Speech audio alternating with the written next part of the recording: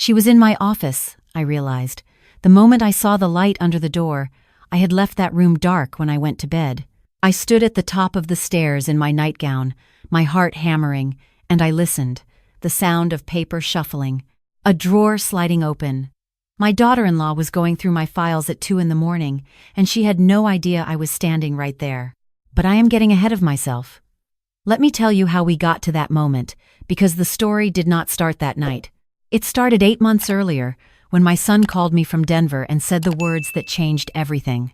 My name is Margaret. I am 64 years old. I spent 31 years as a principal at Jefferson Elementary in Columbus, Ohio, and when I retired 3 years ago, I thought the hardest part of my life was behind me. My husband, Frank, had passed 6 years before that. A heart attack, sudden, no warning, and learning to live alone in our house had taken everything I had. But I had done it. I had planted a garden in the backyard. I had learned to cook for one. I had joined a book club on Tuesday evenings and started walking 3 miles every morning before the neighborhood woke up. I was not thriving, exactly, but I was steady. I had built a quiet life that felt like mine. The house itself was paid off. Frank and I had been careful people our whole lives. We drove used cars and took vacations to state parks and put every extra dollar into the mortgage and into savings. When Frank died, I inherited a life insurance policy that I put directly into a CD at the credit union and did not touch. The house was worth about $400,000 by then, according to the neighbors who had sold theirs. I did not think about that number very often. It was just home to me. The kitchen where Frank used to make Sunday pancakes. The porch where we had watched our son Daniel take his first steps. It was not an asset. It was a place. Daniel was 37 and living in Denver with his wife, Vanessa, and their 2 kids. I loved my grandchildren fiercely, Caleb, who was 9, and little Sophie, who had just turned 6. I saw them at Christmas and in the summers when they drove out, and I video called on Sunday afternoons. Daniel was a good man. He had his father's gentleness and his father's tendency to believe the best of everyone around him, which had always worried me slightly, though I never said so. Vanessa I had never been sure about. She was beautiful in the way of someone who knew exactly how beautiful she was, and she spoke with a warmth that I always felt was slightly performed. She remembered to compliment my cooking and to ask about my book club, but there was something behind her eyes when she looked around my house that I could not name. A kind of calculation. Frank used to say I was too suspicious of people. Maybe he was right. I kept those feelings to myself and smiled and passed the mashed potatoes. The call from Daniel came on a Thursday in March. He had been laid off. The tech company he worked for had done a mass reduction, and 40% of his department was gone overnight. He and Vanessa had 2 kids in school, a mortgage of their own, 2 car payments, and about 6 weeks of savings. His voice on the phone sounded like a man trying very hard not to sound frightened. "We were wondering," he said, and then he paused for a long time. "Mom, we were wondering if maybe we could come stay with you for a little while. Just until I find something. Vanessa thinks it won't take long. She says the market in Columbus is stronger." I said yes without hesitation. Of course I said yes. He was my son. Those were my grandchildren. I had 4 bedrooms and I ate dinner alone every night. I said yes and I meant it. They arrived on a Friday afternoon in April with a moving truck and more boxes than I expected. I had assumed they would store their furniture. Instead, Vanessa began quietly rearranging. My reading chair from the living room ended up in the garage by the second day. She said it blocked the natural light. She said it with a smile, and a hand on my arm, and a comment about how the room already felt so much more open. And I stood there and nodded and felt something shift that I could not quite identify. Within 2 weeks, she had taken over the kitchen. Not rudely, never rudely. She cooked elaborate dinners and called it her way of contributing, and they were good dinners, and I told her so, and yet I found myself standing in my own kitchen feeling like a guest. She reorganized the pantry. She bought new dish towels. She told the children that Grandma's house had different rules, and then set different rules. Daniel spent his days applying for jobs and looking stressed and grateful for every meal. I loved having him close. In the evenings, we would sit on the porch and talk the way we used to when he was in high school, and those hours felt like a gift. But Vanessa rarely joined us on the porch. She was always busy with something, organizing, rearranging, on her phone. The first moment I knew something was genuinely wrong was in May, about 6 weeks after they arrived. I had gone to the credit union to transfer some money to cover a property tax payment, and the teller, a young woman named Brianna who had worked there for years and knew me by name, looked at her screen and then looked at me and said, very carefully, "Mrs. Margaret, did you recently add a joint account holder?" I told her I had not. She turned her screen slightly so I could see. My savings account, the one with the CD proceeds, had a second name on it. The name was Vanessa. I kept my face still. I had spent 31 years keeping my face still in front of parents who were yelling at me about their children's grades. I thanked Brianna, told her there may have been an error, and asked to speak with the branch manager privately. I drove home that afternoon and did not say a word. I pulled weeds in the garden for an hour while I thought. Vanessa was picking up the children from school. Daniel was upstairs on a video interview. The house was quiet. I went to my home office and I looked at my filing cabinet. Nothing appeared disturbed. But I am a woman who color codes her tabs and alphabetizes her folders, and I sat down and I went through every single document with the kind of attention I used to give to student disciplinary records slowly, looking for anything that was slightly not right. My will was there. It looked exactly as I remembered it, but when I held it up to the light from the window, something about the signature page felt off to me. The paper had a different texture than the pages before it, a different brightness. I could not have said with certainty that anything was wrong. But I had been married to a careful man and I had raised a careful son and I had run a school for 31 years, and every instinct I had developed in that time was telling me to pay attention. I called my attorney the next morning from my cell phone while walking my 3 miles. His name was Robert Collins, and he had handled Frank's estate and had drawn up my will 7 years prior.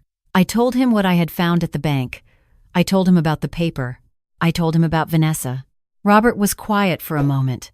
Then he said, "Margaret, I want you to come in and bring that document, and I want you to do something else for me. I want you to go back to the credit union today and remove that name from your account before end of business. Don't tell anyone you're doing it." I asked him what he thought was happening. He said, "I think someone is preparing, and I think we need to be further along than they are." That afternoon I removed Vanessa's name from my savings account. I told Brianna quietly that it had indeed been an error and asked her to note in the file that no changes to the account were to be made without my physical presence and a second form of identification. Brianna wrote it down without asking questions. I have always appreciated people who understand when not to ask questions. When I brought the will to Robert 2 days later, he sent it to a document examiner he used for estate disputes. He called me 4 days after that. The last 2 pages of my will had been reprinted and reinserted. The original pages had named Daniel as my sole beneficiary, with a trust established for the grandchildren. The replacement pages named Vanessa as co-beneficiary with equal standing, with language that would give her the right to force a sale of the house if Daniel predeceased me or if the estate went into any kind of dispute. I sat in Robert's office and I looked at the ceiling for a long moment. "She needed access to the original to copy the formatting," Robert said. "She did a careful job. If you hadn't noticed the paper texture, this might not have been discovered until after your death." I asked him what my options were. He said, "We can go to the police today, but right now what we have is a suspicious document and a bank account change. A good defense attorney argues it was a misunderstanding, a clerical error, a miscommunication. You could end up watching her walk away and then you still have to live with the fallout in your family." He paused. "Or we wait. We let her think she has succeeded. And we watch." I thought about Daniel. I thought about Caleb and Sophie. I thought about what it would mean to blow this family apart, based on what we had so far. Real. Yes. Damning to me. But perhaps not enough. I thought about what Frank would have done. Frank was a patient man. Frank believed in doing things right. "We watch," I said. Robert had a contact, a woman named Diane, who did discreet investigative work for estate attorneys. Within a week, Diane had confirmed that Vanessa had also contacted a real estate agent. Not openly, she had used a friend's name and email to request a valuation on a property matching my address, describing herself as a potential executor exploring options. The valuation had come back at $420,000. Vanessa had not told Daniel any of this. I was certain of that. I watched my son at dinner every evening, and I knew his face the way only a mother can, and there was nothing there except the exhaustion of a man trying to rebuild his career. He had started a new job remotely the previous week. He was relieved. He was grateful. He had no idea what was happening in the room next to him. I made changes. Quietly, carefully, the way I did everything. I drew up a new will with Robert and signed it in his office with 2 of his staff as witnesses, and the original was stored in his safe. I transferred the savings account to a new account Vanessa had no knowledge of. I put a lock on my home office door, a simple bolt that I told the family was because I was storing some sensitive school documents I was helping a former colleague archive. Vanessa looked at the lock for one long second and then smiled at me and said that was a good idea with the grandchildren running around. I set up a small camera in my office. It was no larger than a smoke detector, and Robert's investigator helped me position it. I also began keeping a written log dates, times, specific observations which I photographed and emailed to Robert every Sunday evening. I waited. In the meantime, I watched Vanessa more carefully than I had ever watched anyone, and what I saw made my chest ache in a way I had not expected. She was good to the children. She was patient with Sophie's tantrums, and she helped Caleb with his homework every night, and she held Daniel's hand when he talked about the pressure he felt, and she said the right things, and she meant some of them, I think. That was the part that was hardest to hold, that a person could be genuinely loving in some directions and quietly predatory in others. I had seen it before, in 31 years of watching parents. People are not simple. It was a Wednesday night in late August when she came into my office. I had been having trouble sleeping since all of this started, and I had gone to the kitchen at 1:30 for a glass of water, and I saw the light under the door. I stood very still in the hallway. From inside, I could hear the sound of papers being moved, carefully, slowly, as if she was trying not to make noise. I could have opened the door. I could have confronted her right there in the middle of the night in my own hallway, but I thought about what Robert had told me. I thought about the camera. I went back upstairs and I sat on the edge of my bed and I waited until I heard her door close down the hall, and then I went to the window and I watched the night sky until morning came. The footage from that night showed Vanessa using a key she had somehow made a copy of my office key, which I had not anticipated, and spending 47 minutes at my filing cabinet and at my desk. The document examiner reviewed the footage with Robert. She had photographed every document she could find. She had tried to access my computer, but it was password protected. She had spent a long time with the property deed before replacing it and relocking the cabinet. Robert called me the next morning. "She's moving toward the deed," he said. "She'll try to add herself or find someone who can create a forged transfer document. We need to let her get there. Can you hold on a little longer?" I told him I had held on for 31 years of parents screaming at me about report cards. I thought I could manage a little longer. We did not have to wait much longer. 3 weeks later, Diane reported that Vanessa had made contact through an intermediary with a man who had twice been investigated for document fraud in real estate transactions, charges that had not resulted in conviction, but that had left a clear pattern in county records. She was not doing this carelessly. She was doing it methodically. She had a plan, and she was executing it step by step, and she had done it before, or known someone who had, because the approach was too organized for a first attempt. Robert filed a report with the Columbus Police Department. He had worked with a detective named Alvarez on a previous estate fraud case, and he trusted her.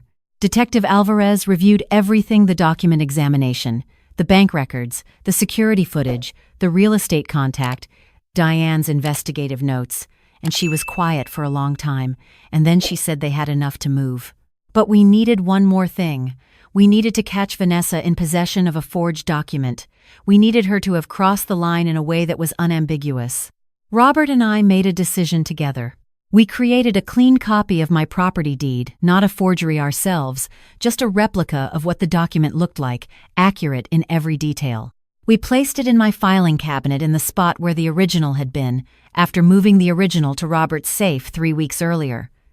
We told no one. Then I called Daniel and told him I was going to spend a long weekend visiting my friend Carol in Dayton. Carol knew the situation and had agreed, and I drove to Carol's house on a Friday afternoon with a bag packed, and I waited. Detective Alvarez had arranged for a patrol unit to do regular passes on the house. They were not to intervene unless there was a sign of forced entry or distress. We expected Vanessa would move while I was away. It was the most logical window. She would have the house to herself in the evenings after Daniel and the children were asleep. On Saturday night, At 11:47, the camera in my office recorded Vanessa entering with her copied key. She went to the filing cabinet. She retrieved the property deed copy. She photographed it extensively. Then she took it with her. Detective Alvarez had been waiting. On Sunday morning, as I was drinking coffee at Carol's kitchen table, my phone rang. It was Robert. He told me that Vanessa had met with the document fraud contact Sunday morning at a coffee shop they had been surveilled and had handed over the deed copy along with what appeared to be a notary stamp she had obtained. Fraudulently. The detective had let the meeting conclude and had moved in as Vanessa walked back to her car. I drove back to Columbus that afternoon. Daniel was sitting at my kitchen table when I walked in. He looked like a man who had aged 10 years in one morning. His eyes were red and he was holding a mug of coffee that had clearly gone cold. When he saw me, he stood up and then sat back down and then covered his face with his hands, and I sat down across from him and I reached over and put my hands over his and we sat like that for a while without speaking. "Did you know?" he asked finally. His voice was very quiet. "I suspected for several months," I said. "I'm sorry I didn't tell you sooner. I needed to be sure. I needed it to be something that couldn't be explained away." He was silent for a long time. Then he said, "How long has she been? Was this always?" "I don't know," I said honestly. "I think she loves you, Daniel. I think she loves the children. I don't think any of that was pretend. But I also think she decided a long time ago that security was something she would take rather than build, and that she was very good at making people not notice." He didn't say anything to that. Outside, Sophie was playing in the backyard. I could hear her singing to herself, that little girl half melody she made when she was happy. Neither of us looked out the window. Vanessa was charged with forgery, fraud, and conspiracy. The additional investigation that followed turned up something that made Robert call me with an unusual edge in his voice. She had done a version of this before, in Portland, with an elderly aunt of a previous employer. That case had been settled quietly out of court. The aunt had been persuaded not to press charges. I had no intention of being persuaded. The case took almost a year to move through the system. I testified once. I brought my log. I brought the security footage. I brought Robert and Diane and Brianna from the credit union. I sat in that witness chair the way I used to sit in my office when a parent was yelling at me, straight-backed, clear-eyed, patient, and I told the truth in the order that it happened. And I answered every question, without embellishment and without apology. Vanessa's attorney argued that the bank account addition had been a miscommunication. He argued the will pages were a printing error that his client had tried to flag and been too nervous to address. He argued the meeting at the coffee shop was a misunderstanding about an entirely different property matter. He was a skilled attorney and I respected the effort. But there were 47 minutes of security footage and a year of careful documentation and a prior incident in Portland, and the jury was out for less than a day. In the weeks after the verdict, I began making calls. The woman in Portland, her name was Edith, and she was 71, and she cried when I told her that she had been believed and that she had not been alone. She had blamed herself for years for being taken in. I told her she should not. I told her these situations are designed to bypass the defenses of people who love genuinely, and that being loving is not the same as being foolish. She asked me how I had caught it, and I told her, I had trusted what I felt in my gut, even when I could not name it. I had moved slowly and carefully, and I had found the right people to help me. I had not let anyone convince me that noticing things made me paranoid. Daniel took a leave from his job and found a therapist. He called me every Sunday, same as always, but the calls were different now, longer, more honest, full of silences that were not uncomfortable. He had questions I could not answer about his marriage, about what he had missed, about what it meant about him that he had not seen it. I told him it meant he was a kind person who trusted his wife. I told him that was not a character flaw. Caleb and Sophie adjusted with the resilience that children have when the adults around them are honest and stable. They lived with me through the end of the school year and spent summer in Dayton with Daniel's sister. Sophie asked me once where Mama was, and I held her in my lap and said that sometimes grown-ups make choices that mean they can't be with the people they love, and that her mama loved her very much and that she was safe. Sophie thought about this for a while and then asked if we could make pancakes. We made pancakes. I have my quiet life back.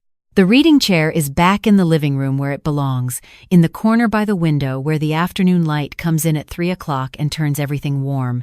I walk my 3 miles every morning. I go to book club on Tuesdays. I call Edith in Portland every few weeks, and we talk about her garden and my grandchildren, and about the strange experience of discovering that the story you thought you were living was not the only story in the room.